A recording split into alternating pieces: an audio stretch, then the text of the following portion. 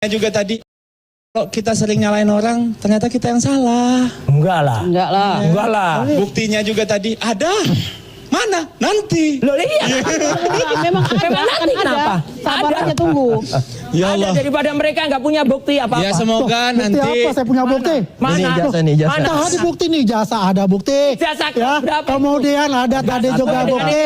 Bagaimana dia belajar di Ijazah tahunnya sama kan dengan UTS Setnek. Insert, ya kan? salah itu. 2004, Loh, Setnek kok ya, salah? sampai 2000 Setnek berapa? Anda kan bisa. Ya kan? Ijazah mana ini? Abang, Tahun berapa? abang, Ini abang. tahunnya sama nggak?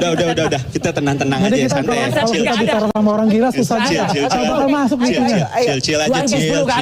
Ini di Setnek yang namanya Pak Roy, MDAS. silakan ke depan sendiri. Coba ngomong aja, ngomong. Nih, MDAS itu di Setnek loh ini ya. Ya, kita Setnek saksikan. jelas itu tertulis MDAS-nya tahun berapa ini? 2004 sampai 2007. Itu 2000 berapa? 10. Bohong berarti. Kalau nggak Setnek yang bohong. Ayo. Iya. Kamu lah. Itu kan buktinya tuh, kan diuji aja. Iya udah. Kan Ini udah Setnek. diuji. Ini Kementerian Udah diuji. Setnek. Itu Oke. screenshot kapan, Pak Roy? Barusan. Oh, barusan 3 minggu lalu saya di sini itu juga dokumennya barusan Sekarang gimana? silakan dilihat. Sama juga. Jadi Setnek juga masih sama. Artinya bohong besar ini. Ini bohong ini. Oke. Udah Pak Roy. Itu kalau katakan saya harus menjelaskan juga kepada masyarakat. Siapa itu? MDIS ini sudah memberikan surat Ya. Yang tanda tangan kepada siapa? publik semua Yang tanda tangan bahwasanya adalah Di zoom. ya bisa di zoom ya. Yang tanda dulu tangan sana siapa? aja dulu. Gua tadi gua nggak kasih lu. Tanda tangan Lu duduk. Lu duduk aja. Pak Roy, Ini 30 duduk hari. dulu Pak Roy. Duduk aja. Oke, kasih kesempatan. Gua kasih berdiri dah bisa duduk. Palsu. Yang tanda tangan palsu. Pak Roy kan tadi kita kasih berdiri. Gua kasih duduk, lu udah duduk. Kasih kesempatan, kasih. Ya, Ya makanya kalau jadi palsu Pak. Kesempatan dong kita. Saya temanin duduk. Kamu di zoom.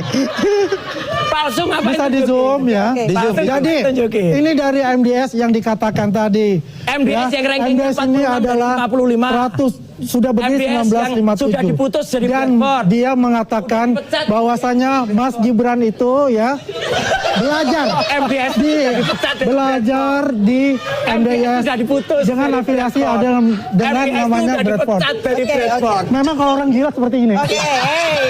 Ini orang gila seperti Oke, ini. Bang Andi. Ya. Oke. Gempar di Sydney. Roy Suryo datang membawa misi besar. Katanya mau buka kebenaran soal Jokowi. Tapi yang terjadi justru kebalikannya. Aula kosong, buku Jokowi's White Paper, tak ada yang mau beli. Dan publik diaspora cuma geleng kepala. Narasi besar yang diklaimnya didukung ribuan orang, ternyata cuma ilusi panggung. Di lapangan, cuma segelintir yang datang. Bahkan banyak warga Indonesia di Australia muak dengan gaya provokatifnya. Tadi sudah 200, sekarang turun tangan siapa yang lantas di atas 200? Tadi 200, di atas 200. Apa sih? Coba sih. Nggak ada kok pada menunduk semua. Katanya berjuang, oh di medsos kuat banget. 200. Ayo. Video ini bukan untuk menghina, tapi membedah bagaimana kebohongan bisa tumbang hanya karena satu hal sederhana. Kamera jujur, fakta berbicara. Mari kita bongkar satu persatu bagaimana Roy mencoba membangun citra, tapi justru mempermalukan dirinya sendiri di luar negeri. Roy Suryo datang jauh-jauh ke Sydney, seolah mau bikin gebrakan besar. Mengaku mantan dosen, tapi gaya ngomongnya kayak YouTuber gagal yang haus perhatian. Dan diaspora Indonesia, ia menyerang, menuduh, dan memelintir data zaman sekarang, di mana satu tangkapan layar bisa langsung membongkar kebohongan. Nggak perlu drama. Tapi Roy kayaknya lebih cinta panggung daripada kebenaran. Ini bukan investigasi, ini fiksi. Ya, assalamualaikum. Kita baru aja udah landing di bandara. Nggak pupuk Pak, bukan pupuk Pak. Bukan buku bapak dulu. Dulu namanya Cibran. Iya. Tapi Dia pernah minta dia pakai antar. buku bapak. Nah, tapi kita tidak turun dari mobil. Oke. Dari pinggir jalan dia foto dan terus kita menuju Queen Victoria Building. Ya. Para penuduh ijazah palsu. Seperti kita ketahui bahwa proses di Polda Metro Jaya sudah memakan waktu berbulan-bulan dan sudah memasuki tahap penyidikan. Hari ini kemungkinan besar akan dilakukan gelar perkara. pemberi info ini tidak main-main, yaitu rekan dari Joko Widodo itu sendiri, yaitu rekan satu angkatan, satu fakultas dengan Joko Widodo di Fakultas Kehutanan UGM, yang mana kita berada dalam satu grup agama, di mana isinya adalah para alumni yang concern dengan masalah ini. Ada bermacam-macam, ada juga beberapa ahli digital forensiknya. Kita tentu patut bersyukur bila memang nantinya benar-benar Polda Metro Jaya akan melakukan gelar perkara. Memang dalam gelar perkara ini kemungkinan besar juga akan diumumkan siapa saja yang akan menjadi tersangka. Karena gelar perkara merupakan suatu forum internal dari Polri, di mana nanti akan dibeberkan apakah bukti sudah cukup untuk menetapkan seseorang atau beberapa orang menjadi tersangka. Julah ya, sependek pengetahuan saya, mau pakai 310, 311 atau 27A Undang-Undang ITE, oke. Tapi tiba-tiba ada kriminalisasi, ada penyeludupan pasal dalam Undang-Undang ITE, yang kebetulan Pak Rifai sekali lagi, alhamdulillah saya dulu ikut menyusun undang-undang itu, dan kami yang menyusun naskah rancang akademiknya Undang-Undang ITE itu. Saya nggak usah baca, saya ya, buat. Baca sekarang, coba. Saya yang buat, saya yang kemudian membuat undang-undang itu, dan ada pasalnya pada tahap-tahap tadi. Kalau yang buat, ya pasti hafal dong. Apalah, ada. Seperti Ada enggak?